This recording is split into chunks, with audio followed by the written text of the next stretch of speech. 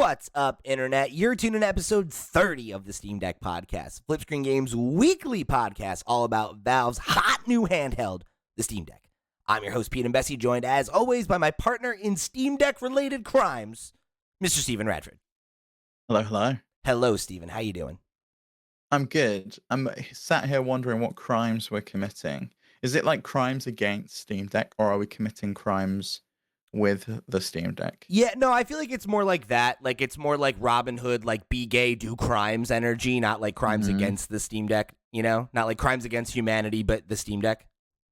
I feel like it would be. I would not be surprised if it like showed up in a TV show as like a hacker's device or something. And they're like plug it into like a server, and then like you see like all the fucking screens. Steve, okay, so this is an insane thing, but now that you've said it and put it out there, so as soon as you said that, my mind cut to we need to pay someone to make an animation of like for the intro of the show, and I want it to be like that scene from War of the Worlds, right? Where it's like every like teen hacker in the 90s or early aughts, where it's you and me on like an alien spaceship and you're hacking into it with a Steam Deck. Yeah, I'm using the Konami code to get into the mainframe. Exactly. We got to get that done. We got to make that happen. Well, I watched the 90s classic Hackers not long ago, and Angelina Jolie agreed that RISC computing is the way forward. So maybe we just need to wait for an ARM version of the Steam Deck to come out. Look, Steve, if anybody can figure it out, it's you. So get on that. Make a video for us. But speaking of things for us, we've got some good stuff for you this week. I'm excited to get into another Steam Deck related interview, this time over at Rock Paper Shotgun. We had our boys Yang and Plagman back again to talk more about the Steam Deck, and we got a couple. Overall, it's a good interview. You should go read it. We'll have a link down below. But there's a couple key takeaways that you pulled out that are very interesting. Yeah, some really big things. Like there's some surprises. These kind of interviews are always really interesting because they just reveal little morsels of information that I'm just like, should you like reveal that, or like have you? Because I don't feel like Valve has like there's no boss. PR. There's no PA. Yeah, I feel like, say whatever you want. I feel like there's, like it feels like with say Nintendo or PlayStation or Xbox, if they were like even Phil Spencer like giving interviews, it feels like everything's gone through the lawyers, everything's gone through the PR. Yeah. He knows exactly what he can and can't say. And then you got these two who are just like, yeah, sure, yeah, we'll just reveal everything, like the timeline for a next gen Steam Deck, like future features that are coming up, like percentage of players like on the Steam Deck. There's a bunch of information in this interview as well with going and reading, so I'll put a link to it in the description. The first one that you called out here I thought was very interesting. So this was from Yang, and he said, the biggest surprise for me has been seeing how Steam Deck has changed the way people are playing their games. One thing we've learned recently is that of the people who've purchased the Steam Deck, 42% of them end up spending the majority of their Steam gaming time on Steam Deck, preferring it over their other devices. Which is kind of why I think me and you have aligned, but when we've spoken with Max, it's been a little bit different, which I guess makes sense. And I would love like more information on this. I'd love to like just dig deep into the data, and I hope they do, because I know they do every year. They're kind of Steam Rewind, whatever, their Steam Recap. And I'd love to know like the percentage of people who had really not played PC games prior to getting a Steam Deck, like you and me. We were primarily console players and then purchased a Steam Deck. But as we said on multiple episodes, it makes sense. People work at a computer all day. They want to get out of the chair. They want to go sit somewhere comfortable. And the Steam Deck gives them that opportunity. Like you can go sit on the couch, lie down, play the deck in bed. It gives you options on how you play it. And if you've already got a gaming PC, you don't even necessarily need to be playing the games on the deck. Like you can just stream them over the local network, which is really cool, or you can take it away with you. Yeah, and I think for folks where they are PC first, I can definitely see why you might use it as more of like a hybrid device or like a tool in your arsenal rather than your primary rig, just because, if that's your style of play or whatever, right? Or like you paid for all that power, then you probably want a lot of it. But I can see there being a lot of experiences where like you just don't think of it that way, right? Where like if you are playing like, like I think of one of the games I spent the most time with last year was Cult of the Lamb, right? And even if you're running that on ultramax settings on your desktop, right? Like it's not that different than the performance on the Steam Deck, right? So I could Well, and Vampire Survivors, one of the hottest sure, games of last year, right? You could play that on a potato and it would be absolutely fine. yeah, But absolutely, it's really right at home on the Steam Deck. It's in that 18 by 10, oh, sorry, 16 by 10 aspect ratio anyway. Even when you play it on Xbox, it's in 16 by 10. It's kind of feels like it's designed for the deck. It just feels right at home there. and so like the idea that like 42% of those users like that ends up being the dominant way they play, that feels about right to me when you think about it, right? Because like I think it's a large percentage, but it's not a majority, and that Getting pretty close to a majority though. Like I could see that shifting and swinging as more yeah, like of course, as more and more people work from home. I really think that's a huge factor in it. I think if you probably work from home and your PC is like the primary place in your house where you are, and you have like an office space like we both have, you don't want to be in that space. You want to be out and chilling with your spouse or your family or friends or whoever, but also still playing games. And the Steam Deck gives you that opportunity. At least that's one of the reasons why I love it so much, is I'm not stuck away up here. That's why I always play console games. But even then, like I got to a point with console games that I preferred handhelds because I would feel guilty monopolizing the TV in the sure. shared space. It was just like I don't want to be like taking this up all the time. That doesn't seem fair to me. I do find that very interesting because, like, I think one of the I would love to get like a deep dive look at the data, but also like not have it where it's already been contextualized. Like I would love to see raw data that you could like cross reference because I generally feel like your willingness to be a PC first player probably has a lot to do with like your living situation. Like I think if you're single or like you live alone, I think that I could see you being a lot more likely to be a PC gamer. Or I guess even if you live with roommates, but you spend a lot of time like in your room rather than in a shared space, because like that was the age where I was the most deeply invested in PC. Was where like it fit my lifestyle more in that way. Where I think of a lot of the folks in our community, right? Like who are really active gamers but are parents, right? Or they're married or they have a partner that they live with or they live with a bunch of people and there is like a shared space that you're having to make sure that you're not totally monopolizing whenever you want a game. I I I wonder how much of that is the case. Like I wonder how much of that 42% is older people, right? Or people who are in like committed long-term relationships and don't want to Or have that people sense of that like, isolation. yeah, I wonder if it's like people who dabbled with PC gaming, or even if it's like new to PC gaming entirely. Like they maybe created a Steam account just to get a Steam Deck because they were Right. interested in the device. And that's why it's the majority of their time, because it's the only device they have that they really play PC games on. And I know for me, like I did play some games on PC, but the majority of my gaming time was on console. And it feels like the Steam Deck is a way for Valve to maybe claw a few more people back Yeah. from the traditional console model. It's so funny when you look at like my Steam history because it's like there's a period where you can really see that there was a competition and it was like serious where like I was primarily on PC or like it was at least 50-50 or like maybe 60-40 towards PC. Um and like then there's like a huge gap where there's nothing. No time spent in Steam like at all. And then the Steam Deck comes out and it's like Hmm. that's now where 100% of my Steam time goes. Yeah, it's cool. I think our experience definitely aligns with the 42%. I'd be interested to see if that number changes over time. Yeah, we must be part of that percentage. right? Yeah, we have to be.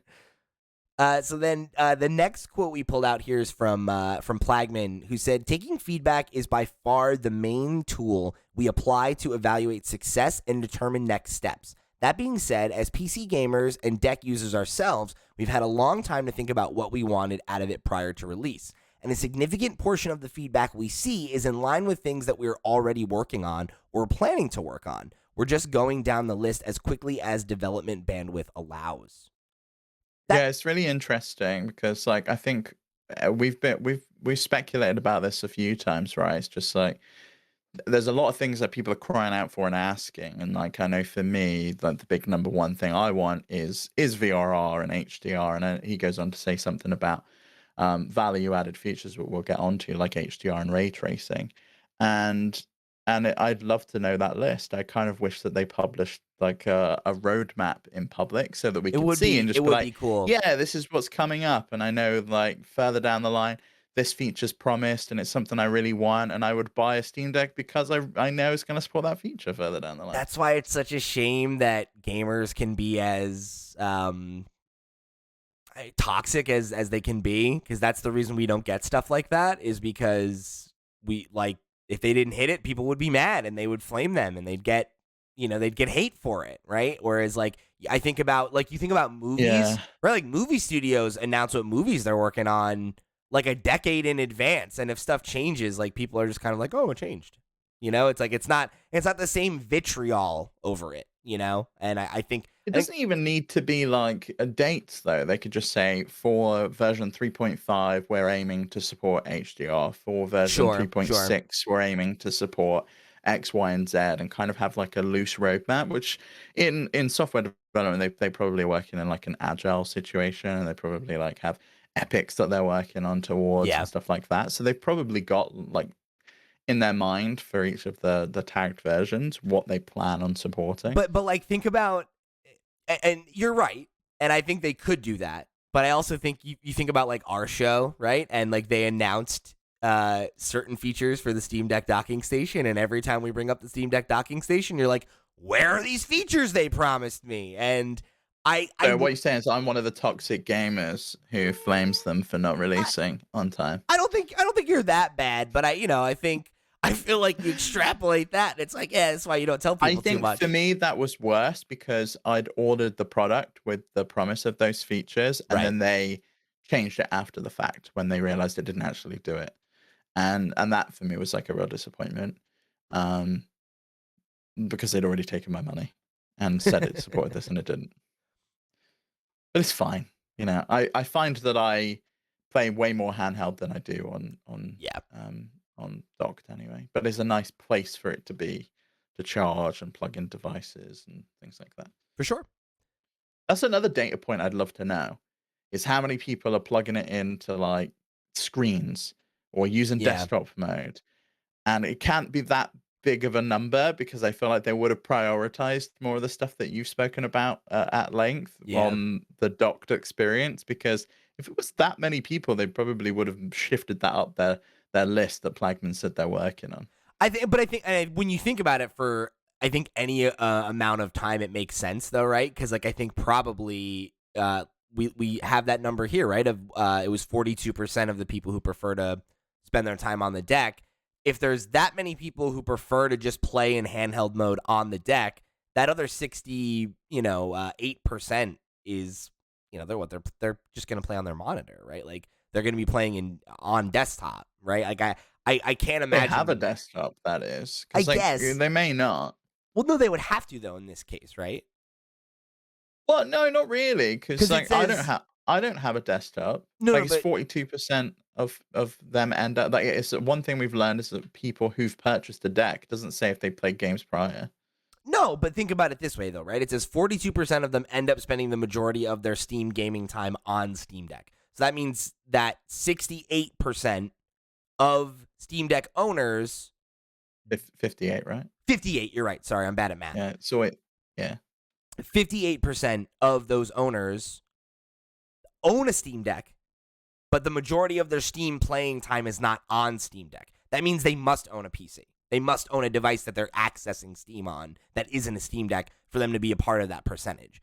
So that would so my thought there is that I think probably the majority of users use their primary rig, right? And then when they want to go on the go or get in bed or sit in front of the TV and play Vampire Survivors or any of those other more like handheld type experiences that we talk about, that's when they use it. And they use it as more of a specialized use case rather than the primary Yeah, well, they way. might be playing stuff that is non-Steam games. So they might be playing True. things like Emulators. SteamDeck or yeah. So because I know a lot of people bought the device just so they can emulate older games. Yeah, that's definitely true. Definitely true. So the other quote from Plagman that you called out was kind of like acknowledging that conversation, right, about the other things that they look at. He said, I'd say we don't have many big compatibility holes remaining, which I thought was Yeah, so interesting. he was talking about anti-cheat in particular and games that weren't compatible. And again, these are all the And things that we have outlined, and I think it yeah, does speak to his previous quote that like they know what the thing needs to get to the next level, right? Like I think yeah, there's some the like vision big for there it are seems clear. there's some there's from in my mind two huge games that are missing from the deck What do you got? that I can imagine that they're working on, which is Genshin Impact Sure. and Destiny 2. Neither of those work currently. And it's not really clear why Destiny 2 and Genshin Impact don't work other than the anti-cheat. But Destiny 2 uses easy anti-cheat, as far as I'm aware, which does support Steam Deck, and there is a runtime. There is a Proton runtime for easy anti-cheat, and we've seen it working in games like Fall Guys, which was on Steam, and you could play through Steam, and it worked absolutely fine. And then obviously got delisted and moved over to the Epic Game Store. But from my mind, there's no reason why Destiny 2 couldn't work So it looks like it, on deck. and you might have to correct me here, because I'm not as familiar with the tech as you are, but it sounds like they don't use easy anti cheat. They use Battle Eye. Oh, okay. Yeah, I think that also supports Okay. Steam Deck. Let me have Yeah, a look. on Bungie's website, they have a guide for Battle Eye anti cheat, and it says Battle Eye is Destiny 2's proactive anti cheat protection service that protects from Yeah, hacking. Blah yeah. blah blah. The Battle Eye works. They put out it has worked since 2021 with Proton. It works in games such as Mountain Blade 2, Ark Survival Evolved, DayZ, Unturned, PlanetSide 2, and Armor 3. So there's no reason why Destiny 2 couldn't work. They block it for some reason. I don't know why. That's so Um, interesting. Yeah, because I'm looking at yeah, it looks like what people have said is the reason is anti cheat issues. yeah, and that's the same reason the Genshin Impact doesn't work. There is a way to play that game by disabling the anti-cheat that I will not tell you. And you can play Genshin Impact on Steam Deck absolutely fine, and I have done for a few hours, and then I got bored. Very strange. Um, Okay, you know what? Here, uh, I do have an explanation here from xdadevelopers.com. They say, here's the thing. Technically, there's absolutely no reason Destiny 2 can't work on the Steam Deck. It's already been proven, already demanding games can blah, blah, blah, blah, blah.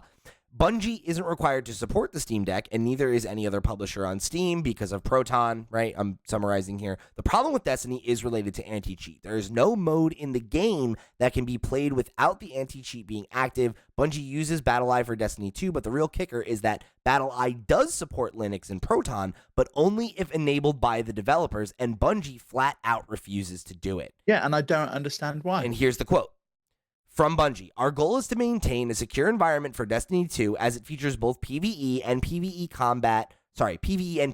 combat in an evolving dynamic world. Maintaining the integrity of our security is a complex and long-term process. In some cases, it means teaming with partners like BattleEye and following their recommendations. In others, it means choosing not to support platforms that could provide bad actors with ways of compromising our own Bungie-developed anti-cheat security systems. Which I just don't. I'm not buying it myself. If It's like, like games that what's the other mentality games can there? support, yeah, I just why would you not want to support over 1 million potential users? Makes no sense to me. I really feel like they should stop holding out and add support for BattleEye at this point.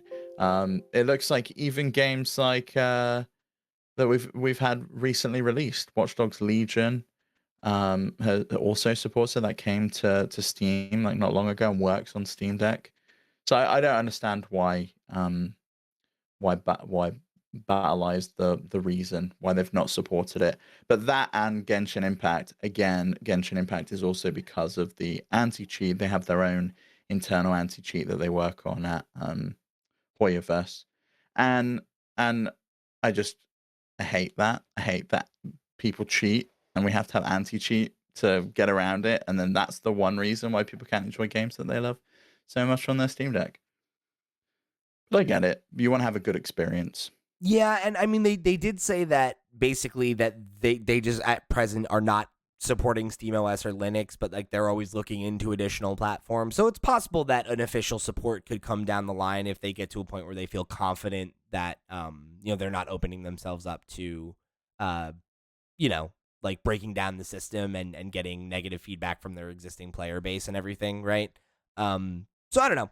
Yeah. Hopefully they figure it out, but Well, and we know it runs perfectly fine on the hardware because you can run it through Windows 11. So there's no kind of holdout in terms of performance. It really is just the anti-cheat that's holding it back, and hopefully they do. Because I would probably get back into Destiny if I could play it handheld in bed. Because I used to love doing some raids or whatever before bed with my clan. Um, but yeah, I think those two are probably the two big games that I think are like huge compatibility holes. But Genshin's not even on Steam, even though they showed it in a TGS presentation. So I kind of feel like they must be working with them. But well, remains to be seen, I guess. So then there was also a little bit more conversation from Plagman on how some newer titles that have come to Steam, like something like Returnal, not performing on Steam Deck, and kind of what the reasoning is there, right?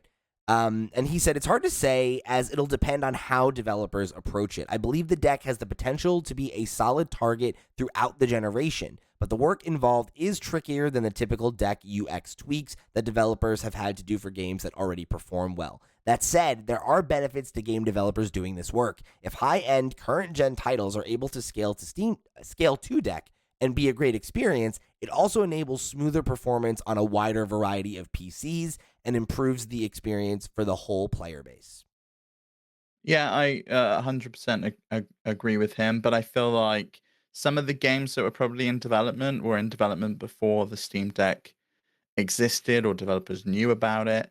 And so, at least with development, the way a lot of game devs seem to approach it is they'll target the lowest common denominator and then scale up from there. So I feel like maybe they would have had to target the Steam Deck as this is what the minimum specs are going to be. And we want the minimum PC specs to be 30 FPS on the Steam Deck. And we'll be absolutely happy with that and kind of scale up from there. It's a little bit trickier when you've already got a game that's meaty, that's been developed, and you have a minimum specification for it to run, to then try and trim some fat to get it to run on the Steam Deck. Some games have managed to do it. Cyberpunk, Dead Space, and Atomic Heart come to mind, and I feel like Yeah. those are three big titles that a lot of people didn't expect to run on the Steam Deck. I think even something like Red Dead Redemption 2, people are really surprised at how well Yeah, for that sure. performs. And that goes to show the kind of the level that those developers have gone to make that game scalable. And I think we've seen some really terrible PC ports lately. I know we spoke about that Wolong game on the Flip Yeah. Screen Games podcast this week. And I feel like some of the really good PC porting houses, like Nixie's, have done a phenomenal job bringing Spider-Man over. That performs on par, really, with how it performed on like a PS4 Pro. And I think you could even eke out a little bit more performance to get it up to looking like a PS5 version of the game, but at 30 frames per second rather than the 60 FPS that version of the game offers. And of course on the smaller screen and everything, like those things, you know, Yeah, matters a lot less. it Yeah. does. Yeah, like 40 FPS on the Steam Deck feels good. Yeah, it feels good, and you can run it at the like a 720p resolution, and I'm absolutely fine with that. I don't mind the black bars top and bottom, and there's even that stretch mode now. So I feel like I agree with Plagman on this point that it is an engineering challenge, and like you said, it's not just like changing out the buttons to make it work with Steam input or whatever. There is obviously a lot more work involved there, but I think the success of the deck has made it really difficult to ignore in the same way that the success of the Switch made it difficult for developers to ignore at the beginning. And it was like, okay, we need our games to be here. And how do we get that to work? And that's how we saw some of like the impossible ports, quote unquote, impossible ports over to the Switch. And if it can run on the Switch, if something like Doom can run on the Switch, I feel like the Steam Deck, which is significantly more powerful than the Switch, should be able to run some of the kind of current gen or next gen PS5 gen games. I could definitely see a similar motivation there too, because I think, as you brought up with the Switch, I think the other thing that kind of I don't think you think about as much anymore because maybe it's not as true as it used to be, or just we kind of take it for granted because the Switch is turned 6 this past, or was it 7? 6, 6. 6, yeah, Yeah. 6. Like I said earlier, bad at math. That's why I have Steve. Uh, you think about those early days on the Switch where it had this smaller install base and people were like so hungry for games, and like every indie developer would say that like you got to put your game out on Switch. The first console you port to should be Switch because the people are hungry and they show up for stuff and they buy things specifically because it's on Switch. I think Steam Deck has a similar energy to it. There are definitely games that I already owned that I bought on Steam just because I'm like, oh, this works on Steam Deck? Cool. Like, I want to play it again. Let me play it here this way. Um, and I think like Red Dead Redemption Yeah, 2, I'm the same. you brought up is Like a I'm that like just a month ago that was on the near the top of the Yeah, it's most it's played all it's games. like been in there since it became Steam Deck verified. It's been in there. Same as Cyberpunk 2077 since that Yep. became like Steam Deck verified, and it's even now got like a Steam Deck mode, like in terms of the graphics presets, you can select Steam Deck and it's optimized and perfect and what the developer wants it to be. It's there ready for you, and I feel like as we get further into the Steam Deck's lifespan, I think we're going to see more and more games. I hope we see some PC ports this year having those kind of Steam Deck modes where it can tell that it's running on the deck and offer you like that Steam Deck graphical preset, which would be really really cool to see. Yeah, and there is also like I think the other thing to consider that like the Cyberpunk example is a really interesting one because we talk a lot about how having exclusive hardware like makes it easier to like set a benchmark and kind of like really eke power out of a system. The Steam Deck being something that is like it's PC, but it is a stable PC platform, right? Where everyone's Steam Deck runs the same. So creating like a Steam Deck mode, yeah, like I think I could definitely see more and more developers now that it's out and it's a thing, and maybe even people on their team have one that they'll be like, this is a thing we should be including, right? Because even though maybe there is only 1 million players, right now, that number is going to continue to go up. And even if it is only like a stays a smaller group, say there's 5 million of them out in the wild at some point, if the passion and the rabid desire for new cool things to play on it doesn't go away, there's a financial incentive for you to come up with that preset, let alone the fact like Plagman said, right, where overall that's just a good thing for you to do because it's gonna mean that your game can run on a wider array of PCs even if it's not Steam Deck, right? Like people with weaker computers are going to be able to buy your game and that's more revenue.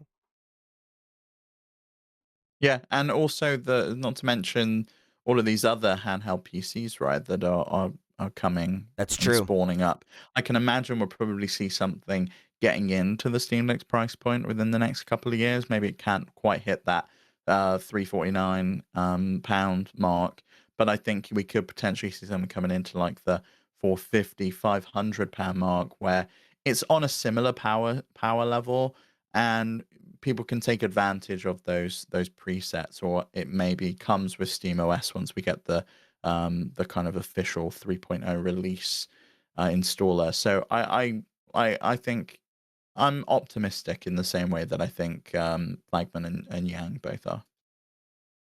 Agreed. Yeah, and I mean Cyberpunk, right, is a great example because of that specific mode, but um like the article calls out like Dead Space and Atomic Heart are both two recent big AAA games that really run very well on Steam Deck and have pretty much out of the box. So, I think I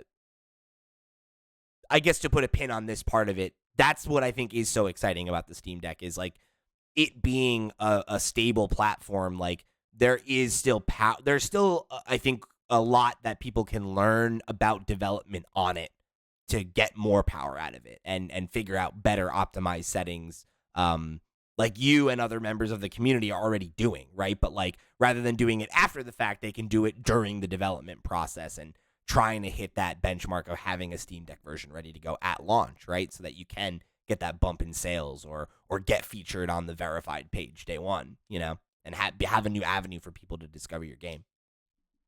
Yeah, like the Last of Us Part One's not Steam Deck verified yet, and it's only had its Steam page go up today. But I can imagine if it's anything like the other PlayStation ports recently, it will get that Steam Deck verified badge ahead of time, and I think then I'm probably going to end up buying on that game because I'm obsessed with the TV show, and it's made me You got the hungry itch. to play that game again. Yeah. Yeah, it really has. Yeah. I'm kind of in the same boat, I have to say. So the last thing from this article that we wanted to highlight here is a point from Yang that is something we've talked about a lot on this show, right? Which it seems funny, I guess, considering the Steam Deck's only a year old and we're already like, what's next for the Steam Deck? What does a Steam Deck 2 look like? But I think it just speaks to the excitement around the device, right? That people like to think about the possibilities of the future. And Yang commented on it. He said that Steam Deck's success, quote, has made us even more excited to look closely at what can be improved. But a true next-gen deck with a significant bump in horsepower wouldn't be for a few years.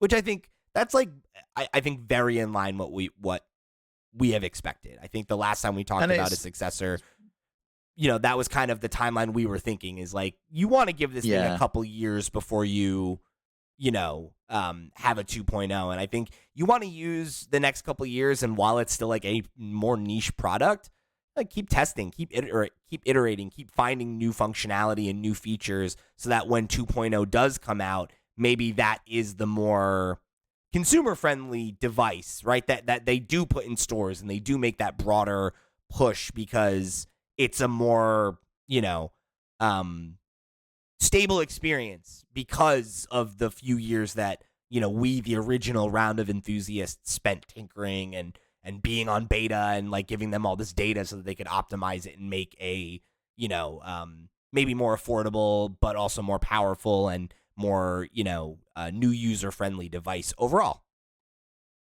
Yeah, I would agree with that. I think it's also in line with what they said with their interview with Sean Hollister over at The Verge that we spoke about a Mm-hmm. couple of months ago, which was similar, right? When they were talking about the next version of the deck, we're probably not going to get that performance boost. There's nothing in line in the chips that they can get from AMD that will give them that performance boost, but will likely be more energy efficient and will give like better battery life is what they're probably going to be targeting rather than better performance.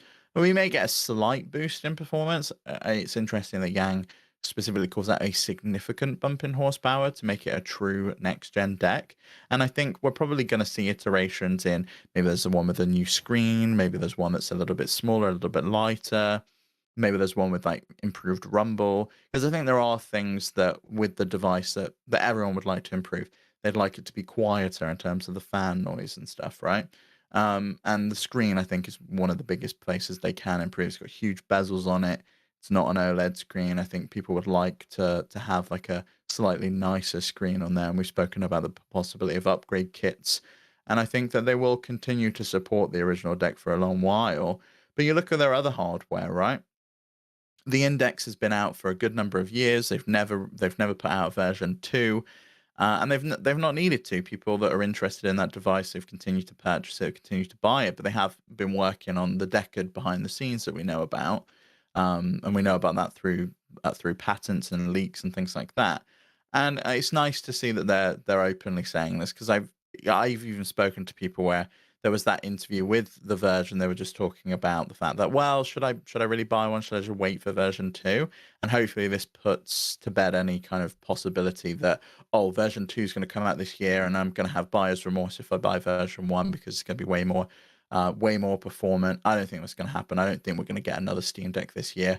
Don't even think we might get like a refresh next year, 2 years into its lifespan, but I don't think we're going to get anything significant for till 2025 at the earliest, maybe 2026. That sounds right to me. I think the only thing that you could potentially interpret here too is like him saying a true next gen deck with a significant bump in power, right? Implies that maybe there's room for maybe something akin to like the 3DS to the new 3DS, or like the PS4 to the PS4 Pro, right? Or something like that, where there's like a slight bump in power on the next deck, but not enough that it would like significantly impact what games could be played on it, as much as, okay, you're used to being able to eke out 40 FPS, maybe this one's capable of like 50 or like 60, right? But like it can't, other than that, it's not. Load times are faster, things like that, little quality of life bumps rather than something that really does truly feel like a successor. All right, so we've got a great question I'm excited to jump into in the question block. But before that, let me remind you that this episode of the Steam Deck podcast is brought to you by our Patreon producers for the month of March. They are, of course, Arnold J. Rimmer, Christopher Valenz, Earth Visitor, Gabriel Hasselmeyer, a.k.a. Sobi, Snackago, Ty the Dude, and Wakahula. Thank you all so much for your support over on patreon.com/Flipscreen Games. Y'all are the realest of the real, and we greatly appreciate your support of this and all of our sister shows. So, remember, if you want to become a Patreon producer, if you want to write into the question block, just like Pacamara did for today's show, there's a bunch of ways you can do that, but you can find links to all of them at flipscreen.games. Come join the Discord where the conversation keeps rolling, right into our email address, questions@flipscreen.games. However you choose to get in touch or be involved in the community, we thank you for tuning into this week's show. All right, let's get into it. Pac Amara wrote in, and Pac, I'm gonna address you as Pac for right now. If I'm saying this wrong, correct me on the Discord, and I'll get it right next time. Okay.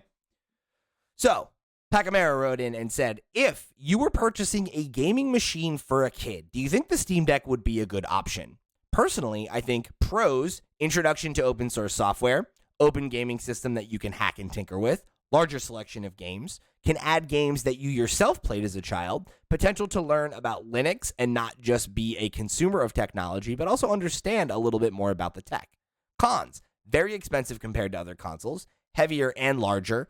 Friends may not be on the same ecosystem, so can't play online with them.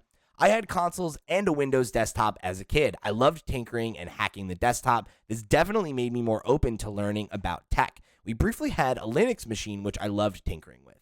Introducing a child to Linux and an open system can have huge lifelong benefits on how you perceive technology. Regarding the Steam Deck, you could have it docked until you are sure that they won't break it. Smiley face. I think this is a fascinating question. Yeah, it's a really cool question. Great question. Yeah, it is. And I really think it depends on the age of the child, right? Because if the child is anywhere up to, I think, probably the age of like 8, 9, no way, not a chance. Get them a Switch. Like, get them a Switch Lite, let them destroy that plastic screen and those controls and get it sticky with like jam and stuff. And I'd say with like exception, right? Because like I think of like my cousin's son, right? Had his own laptop from the time he was like 3 or 4. And like it definitely led to him developing a lifelong interest in technology. He's trying to get into, engineering and things like that. So it's like, I think, child to child may vary, but I think gradually or broadly, that's kind of where I'm thinking too, is like under the age of 10, even maybe feels like, I don't know, like it's a bit of a sensitive device. It's certainly not as kid friendly as a Nintendo Switch, right? I think if you Well, drop your and you got to Steam Deck think down the what games they stairs, want to it's play. gonna have a problem.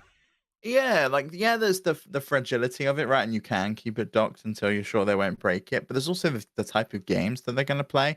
There's no Mario on here.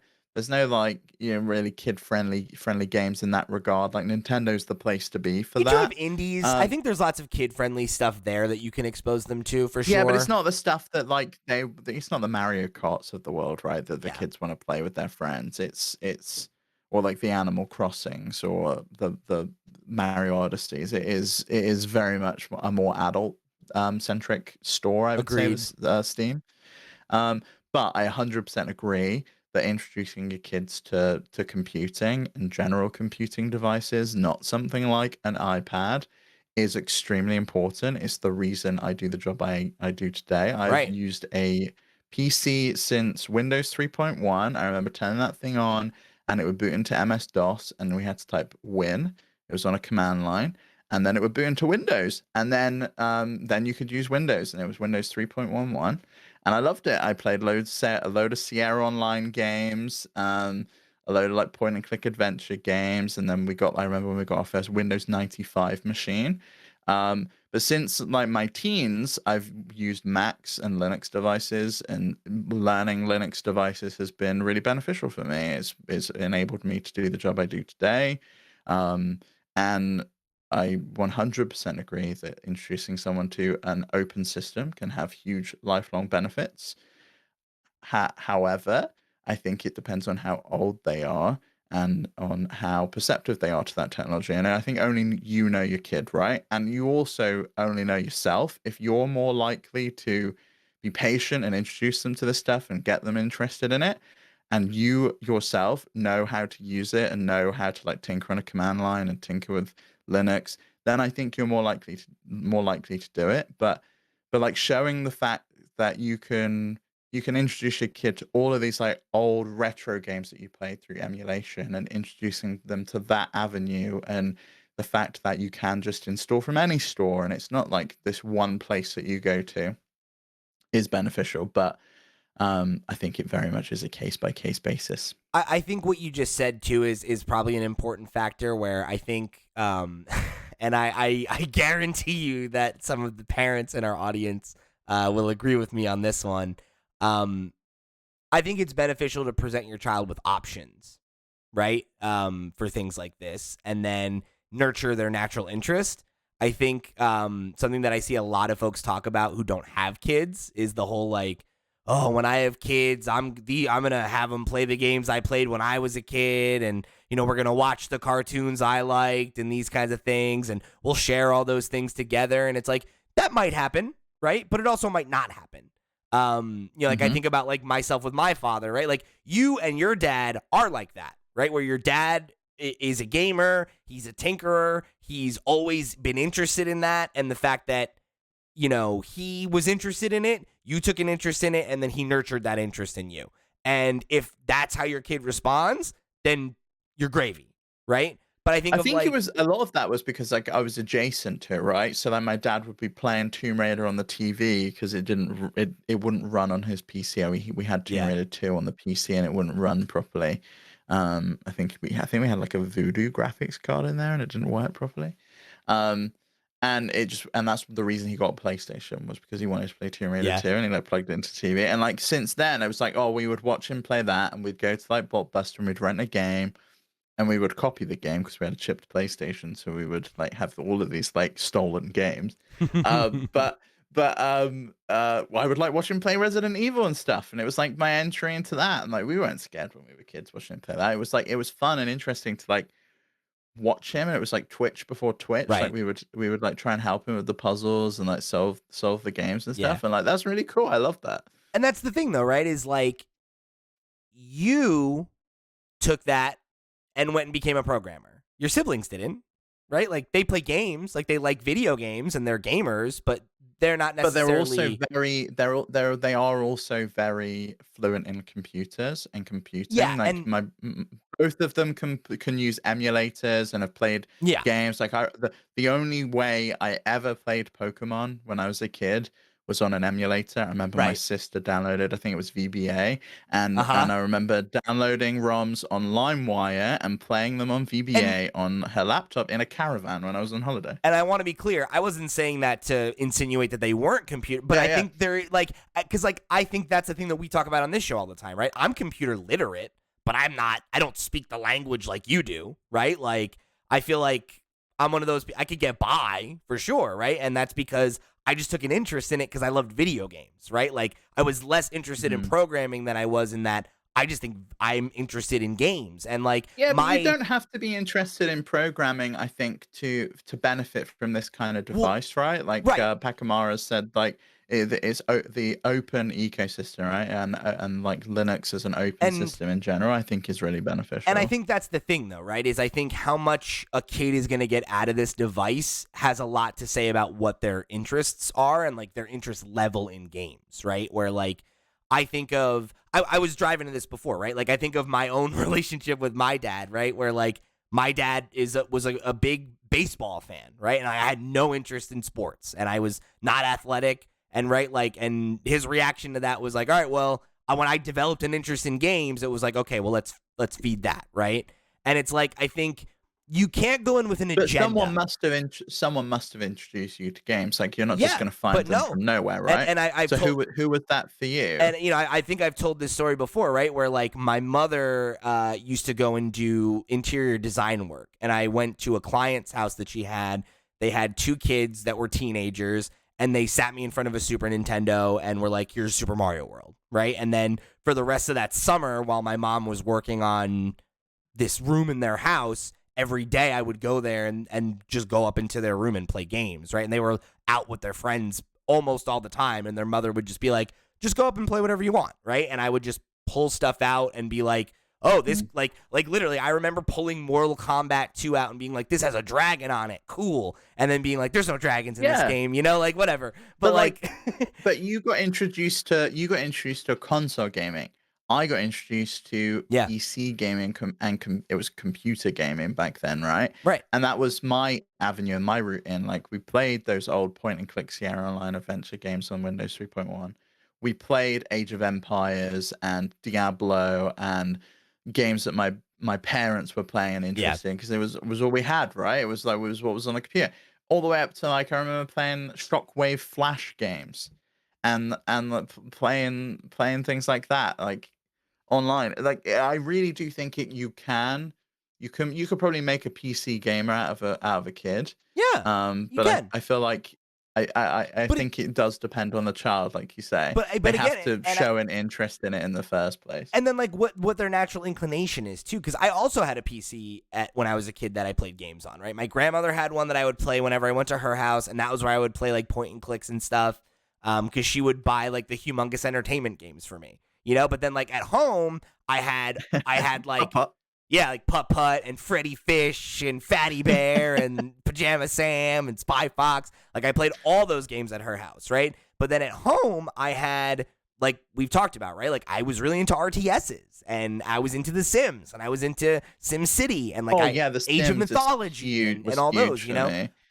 But Yeah. again, right? Like I had those in my home and I played them and I liked them, but my natural inclination was more towards I just liked digesting a lot of different kinds of gaming experiences, and I had lots of platforms to try them out on. So I think that's why I am a more platform agnostic person, right? And like I got into emulators and started futzing around with code and all that stuff, but I was less interested in like learning programming than I was in learning how games worked, just because I was interested in. I get And yeah, but but I that's I the thing, think that this that's serves something you either can of get with the those. deck. Yeah, and I But think that's it though, right? Is how much you'll get out of it is how interested you are in games broadly, right? Because I think yeah. if you're just somebody who just wants to play games and like you're casually interested in it and this is just another platform you have access to, that's a positive thing. If you are somebody that like you are like interested in the more, sociological angle of games and you want to play old games and understand how they were made and get how But styles I think evolve you I and think you develop that later in life. Like you get shown what you get shown when you're a kid. Yeah. Like I vividly remember going over to my cousin's house, and I was staying there for the weekend because my parents were away, and watching my cousin Richard playing Half-Life. Yep. I think it was the original Half-Life, and I was watching him play. And his dad worked for Intel, so he always had like a really good computer, That's so and like he cool. had everything, and and like I remember watching him play Half-Life. This is so cool. I've never seen a game like this before because like I'd played point and click RTSs and things like that, and like played games on PlayStation 1 at the time. Because you gotta remember Half-Life was like really one of the first proper Yeah. modern first person shooters. And it was insane going through that first level with the like smacking down shit with the crowbar, getting the head crabs and stuff. Oh, it was so cool. Can I So cool. can I tell you what one of the games that gave me that moment was? Was when I was in I think the 8th grade. It was a similar situation where I met a guy who was a gamer who was like a couple years older than me, through a friend of my mom's, and he was a big PC guy, and I remember going over to his house and hanging out with him, and he was playing fucking RuneScape, and I was like, "Yo, what is No this? Like, way. Oh this is my cool as god. hell." I was like so excited to go home and How did you play not get into WoW? RuneScape. Oh, I did get into WoW, but my problem with WoW was I think there's a very very specific reason I didn't get into WoW. And it's because it wasn't until a decent amount of time into my freshman year of high school, so I would have been 14, when we finally got high-speed internet. Like, we had fucking AOL dial-up for a long time, and my parents just, like, refused to switch over. And I remember I got WoW, spent all the time installing it, and then it just couldn't run. Like, the connection was so garbage. I'd try to, like, link up with my friends, and, like, I just couldn't do it. And then by the time I finally had high speed and I had a better laptop, and it was like, all right, cool. All my friends have been playing for like 3 months, 4 months, and they're already so far ahead of me that I was just constantly behind. And I was like, fuck this. And that set the tone for me with any game like that, where I'm like, I just don't want this, because if I don't play an obsessive amount like all my friends while they're currently hyper fixated on it, I'm immediately going to fall behind and it'll be not fun. And that was kind of it for me. Yeah, Like, I that's played, fair. Yeah, I mean that is kind of how I feel about all MMOs. yeah, and I played Vanilla WoW and Burning Crusade, and there was a point where I was like really like wanted to get serious about it, but it was too much, and it was so easy to fall behind. Once my friends had the smallest lead on me, it was like, all right, forget it. And it's like, what am I gonna like make them cart me around even though I suck and I can't do anything? It's like, Yeah. Like, WoW players want to indoctrinate more WoW players, so they will literally start a new character and be at the beginning with you just to like get you up to a that certain was the point, and then problem they'll though, right? switch over to their like main character. Because all my friends were beginners, but they were just far enough ahead of me where it was like I'm always out of sync. And then it was like, all Yeah. right, I finally caught up, and now like you guys are you've been raiding for like 2 seasons and have this deep level of knowledge that I'm trying to catch up to, and it just, yeah. And I think that was what did it for me. If I had high speed internet at launch, who knows? Yeah, yeah, yeah. Bringing it back to Pekamaru's question though, um, I think the Steam Deck probably in like I've been thinking about. I think it probably is a good device for a kid. It just depends on the kid. Like, are they careful with their stuff, right? Yeah. And will they look after it, and do they care? Because if I could work MS DOS and Windows 3.11 when I was like 6, you can work a Steam Deck. Yeah, if you've got a And kid who's kids a are gearhead, it's an incredible yeah. thing for them. Because like, and I think it would teach them a lot about game design and programming, and like just from them being able to like have this thing that they can go watch a YouTube video about Plus and that figure like a thing out. sense of like you've solved a problem and you've Mhm. achieved something when you manage to get a game that's like not compatible with Steam Deck to run because you tinkered and you like figured out the graphics and you like got I Proton mean, GE installed and stuff. Like you feel like a fucking you would feel like a fucking hero when you're a yeah. kid and you And do and that again, shit. right? Like as somebody who's like really not that kind of person, right? Like I remember having that moment when I hacked my PSP because my friend Jared had figured it out, and he was like, Yeah. had all these, and I was like, what the hell? How do you do this? And he sent me a guide and was like, there you go, man. And I was like, oh, and I like remember going through that whole process and organizing all my files and like getting that moment where it worked, and it's like, oh wow, cool, like I did that, right? I made the thing happen, and yeah, I think it's a great way to inspire kids towards that aha moment or whatever. But yeah, I think it all comes down to like what they're interested in, and if they're interested in having a thing to tinker with, I don't think there is a better device than this for that right now, I guess, rather than you know a regular laptop and some programming software. But that might be a little ahead of their speed.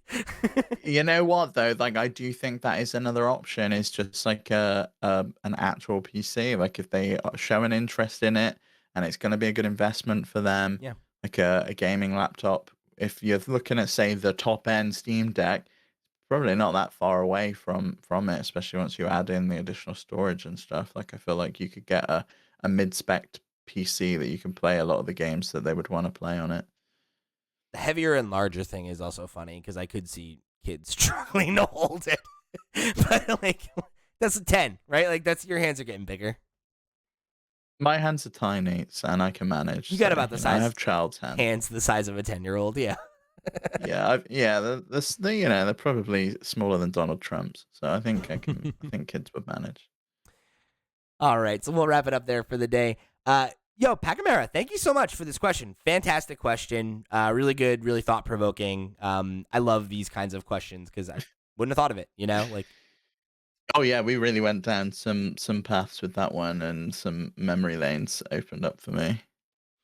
yeah, unlocking some core memories of you like, yeah, I remember launching Windows on DOS. I looked it up when Windows 3.11 came out. It came out in 1993, and then I remember getting like mum and dad getting like a Windows 95 PC, which was probably in like 96. So I must have been 3 or 4 when I was using that thing. Yeah. And it's mind blowing now that you just give a kid an iPad or whatever, and they just know how to use that thing, and that's the device that we give kids these days. Is like this watered down computing device, and that's what they grow up on. I don't want to get up on a soapbox or anything about that. Neither of us have kids either, so we shouldn't talk about it. But that always does bum me out when I'm like out in public and I see a kid on an iPad rather than with like a 3DS or a Switch in their hands. I'm like, I don't feel like this Damn a is good game, not fucking Angry yeah, Birds. Well, like Angry Birds got delisted. Not some like whatever the latest mobile game is. Give them a good like game. it's like to me, and it's like maybe it is like I'm an old man thing or whatever, but like it feels like to me like you're giving them junk food rather than a good diet, right? Of like you should want to give your kids art, right, to engage with or devices, whatever, right, that are going to enrich their experience and make them think and make them curious about the world and about Yeah, stories and Putt technology. goes to the moon. Hey, left an impact on this young mind. Did you watch Brutal Moose's series? I did. I watched all of them when you recommended it to me. Yeah, it was a fun walk down memory lane. Yeah, Ian the car makes me laugh every time. Anyway, we'll wrap it up there for the day. Thank you guys for joining us here on another episode of the Steam Deck Podcast. Remember, if you want to become a Patreon producer, just like a bunch of those folks did earlier, if you want to get your thoughts written into the show, that's what I was about to say. That doesn't make any sense. If you want to write into the show with your thoughts or questions, there's a bunch of ways you can do that. You can find links to all of those things on flipscreen.games. That's our website, where you can find 12 ways to get involved in the community. However you choose to do so, we thank you for tuning in to another episode of the Steam Deck Podcast. For the crew, I've been Pete. He's been Steve. We'll see you next week.